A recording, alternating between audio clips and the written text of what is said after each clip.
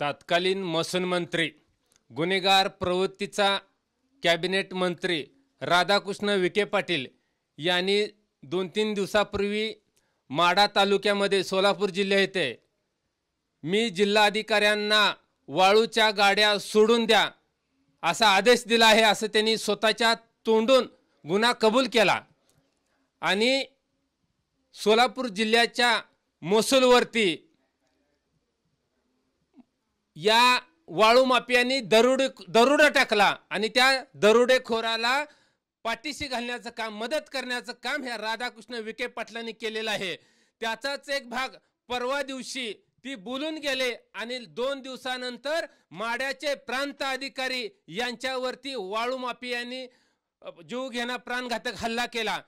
याच्या चुकीच्या धोरणाच्या विरुद्ध महाराष्ट्र शासनाच्या मंत्रिमंडळाचा गैरवापर केला म्हणून राधाकृष्ण विखे पाटलांच्या विरोधात मुंबई उच्च न्यायालयामध्ये याचिका दाखल केलेली आहे। त्या याचिकेमध्ये मी अशी मागणी केलेली आहे की राधाकृष्ण विखे पाटील यांनी मंत्रिमंडळाचा गैरवापर करून वाळू माफियांना सहकार्य केलेला आहे, कायद्याचा गैरवापर केलेला आहे, गुन्हेगार वाढवण्याचं काम केलेलं आहे, गुन्हेगारांना पाठीशी घालण्याचं काम केलेलं आहे। म्हणून अशा बेजबाबदार गुन्हेगार प्रवृत्तीच्या राधाकृष्ण विखे पाटलांना तत्काळ मंत्रिमंडळातून हकालपट्टी करा आणि त्यांच्यावर फौजदारी गुन्हे दाखल करा आणि त्यांना जेलमध्ये घाला अशी मी मुंबई उच्च न्यायालयामध्ये याचिका दाखल केलेली आहे। खरं तर एखाद्या मंत्र्याने अशा पद्धतीने विधान करणं आणि त्यानंतर हल्ला होणं किंवा महसूल मंत्री असताना महसूल मंत्री असं विधान करणं कितपत योग्य आहे, नैतिकतेला धरून आहे? मुळामध्ये ही नावालाच महसूल मंत्री आहे, ही गुन्हेगार प्रवृत्तीचा मंत्री आहे। यांनी महाराष्ट्र विकण्याचं काम केलेलं आहे।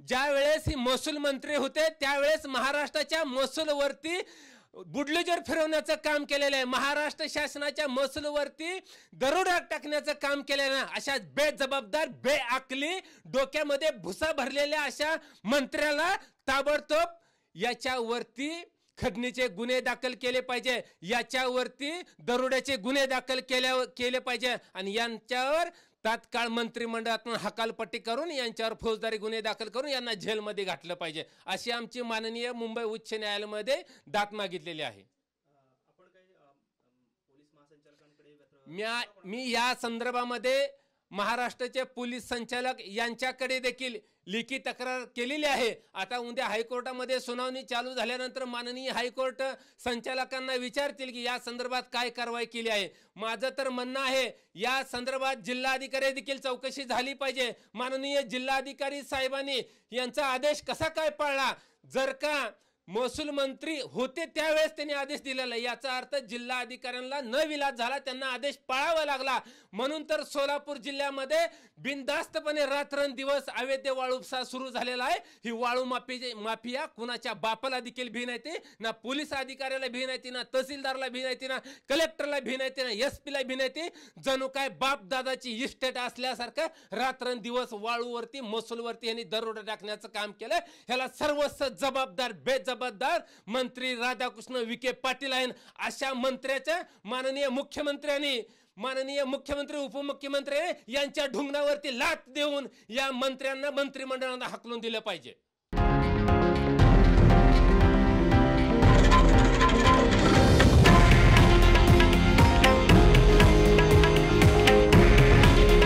हे आहे देशातील नंबर 1 न्यूज नेटवर्क आणि आपण पाहत आहात TV9 मराठी। काळजी तुमची, हित महाराष्ट्राचं।